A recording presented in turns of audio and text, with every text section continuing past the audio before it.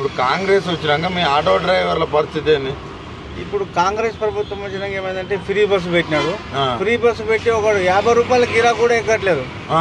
ఎందుకంటే మొత్తం free bus అని గంట సేపు వెయిట్ చేస్తున్నాం లేడీస్. ఆ లేడీసే ఆటోలు ఎక్కువ వెళ్ళేది. ఫ్రీ బస్ కోసం వెయిట్ చేస్తారు. ఫ్రీ బస్ కోసం వెయిట్ చేస్తున్నారు. ఈ ఆటోల పరిస్థితి దారుణంగా అయిపోయింది.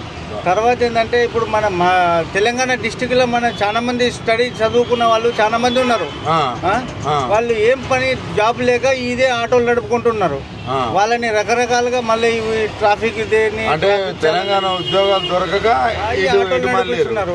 ఈ ఆటోలు నడిపించే వాళ్ళకు కూడా ఏమంటే ఈ ఫ్రీ బస్సు పెట్టడం వల్ల వాళ్ళకి దాంట్లో ఆటో నడిపక అది ఇబ్బందా? దాంట్లో మార్పు అన్నారు, రేవంత్ రెడ్డి అన్నారు. అరే నేను చెప్తున్నా కదా, నేను కూడా రేవంత్ రెడ్డి ఆయనది ఒంగూరు మండలము, నాది ఉప్పునుతల మండలం. డైరెక్ట్ చెప్తున్నా, ఏం మార్పు లేదు. కేసీఆర్ చేసింది మొత్తం అదే ఉంది. సిరిపిని ఏంటంటే సీట్ లో కూర్చున్నాడు, ఈయనదిన సంపాదించుకుంటున్నాడు బాయ్. ఆ మీడియాలో వేస్తే ఆయన నా మీద కేసు అని వేసుకొని ఏమని వేసుకొని నో ప్రాబ్లం. ఆయన నల్లమల్ల ముద్దు బిడ్డనే, నేను నల్లమల్ల ముద్దు బిడ్డనే. ఈ కాంగ్రెస్ ప్రభుత్వం వస్తే మారుతుందో అని చెప్పి మా ఫ్యామిలీలో మొత్తం ఒక 500 ఓట్లు ఉంటాయి. 500-600 ఓట్లు మొత్తం గుద్దినాము కాంగ్రెస్ కి. కాంగ్రెస్ చెయ్యి ఓటుకు గుర్తేసి చేతి కూడా విక్కున్నట్టు అయింది పని, అంతే. ఏం లేదు. మళ్ళీ జిందగీలో నేను కాంగ్రెస్ కోటేను. జిందగీలేను ఏనంతే.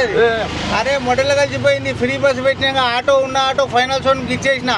పిల్లలు మంచిగా ఫ్రీగా కాలేజీలో ఫీజు కట్టి డబ్బులు కట్టి ఫ్రీగా లేకుంటే నేను పైసలు పెట్టి కాలేజీలో చదివిపించుకుంటే ఇప్పుడు అది ఆటో నడవక పిల్లల ఫీజులు అప్పులు చేసి కట్టుకుంటున్నా. చెప్పు మరి మీకు అందరికి డబ్బులు ఇద్దామని చూస్తున్నాడు కానీ ఆయన దొంగను చూసినట్టు చూస్తారట. ఏమి ఇచ్చినాడు? ఏడికన్నా అప్పు పోయింది అనుకో, తెచ్చి మీకు ఇద్దామంటే నన్ను దొంగను చూసినట్టు చూస్తారు. ఏడిదైనా అంటాడు. మరి ఈయన మీద నమ్మకం లేదు అది. ఎందుకంటే ఈయన ఎంత ఉంది కదా ఈయన ప్రభుత్వం చేసేది.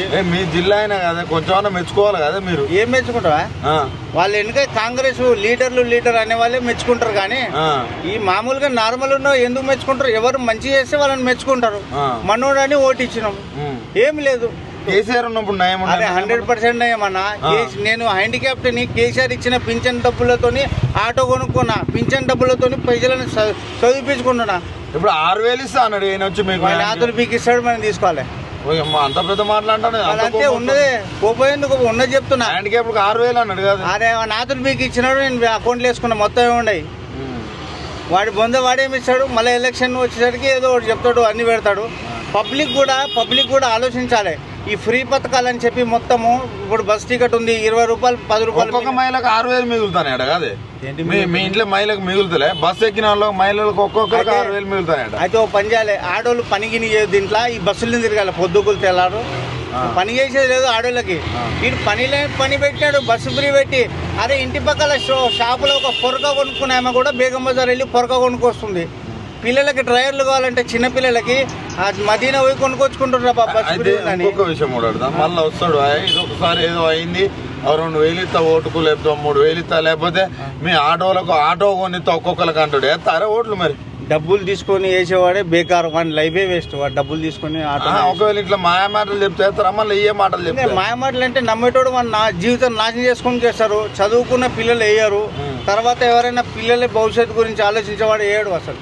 ఓకే.